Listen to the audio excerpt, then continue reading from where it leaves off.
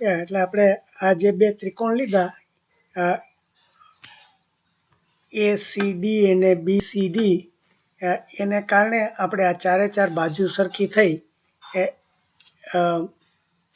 ચારે ચાર ખૂણા સરખા થયા એટલે સરખા એટલે 90 થયા ચારે ચાર એ સાબિત થઈ ગયું.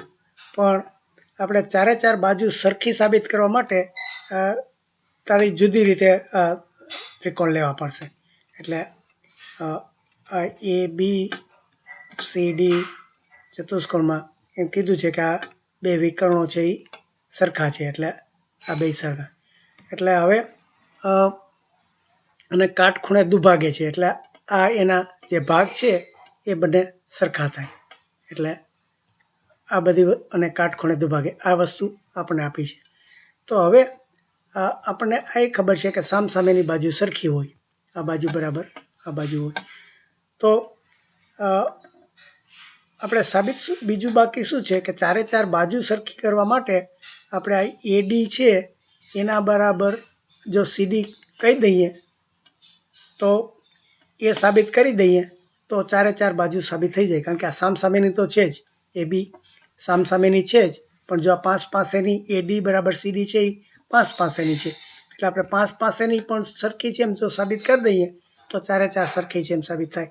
તો એના માટે એટલે આપણે આ બે ત્રિકોણ લઈએ કે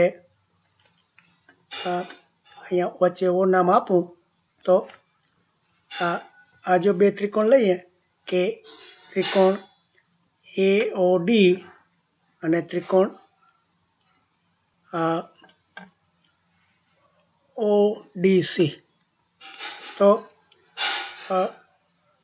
એમાં આપણને આ બંને કાટખૂણા આપ્યા છે, એટલે કે આ ખૂણો 1 અને ખૂણો 2 કહું તો ખૂણો 1 અને ખૂણો 2 સરખા છે અને બંને 90 ડિગ્રી છે. પછી આ જે બાજુ આ વિકર્ણ દુભાગે છે એટલે આ બાજુ AO બરાબર CO થાય, એટલે આ બે બાજુ સરખી થાય છે. પછી આ બે બાજુ છે એ કોમન છે, એટલે આ OD છે એના બરાબર OD થાય. એટલે આપણે શું થયું, આ બા ખૂ બા, એટલે કે આ બાજુ એનો વચ્ચેનો ખૂણો બાજુ, આ બાજુ ખૂણા વચ્ચે બાજુ, એટલે બા ખૂબાનો નિયમ લાગુ પડ્યો એટલે આ બંને ત્રિકોણો એકરૂપ થઈ ગયા. બંને ત્રિકોણો એકરૂપ થાય તો જે બાજુ સરખી હોય એની સામેની બાજુ સરખી થાય. એટલે આ ખૂણો 1 ની સામેની બાજુ આ AD છે અને ખૂણા 2 ની સામેની CD છે. એટલે જો ખૂણો 1 બરાબર ખૂણો 2 છે માટે બાજુ AD બરાબર CD થઈ ગઈ.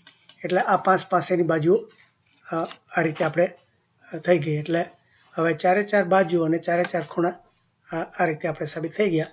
જો એ હોય તો એ ચોરસ કહેવાય. એટલે આ રીતે આપણે આ સમાંતર બાજુ ચતુષ્કોણ છે એ ચોરસ છે એમ સાબિત કર્યું.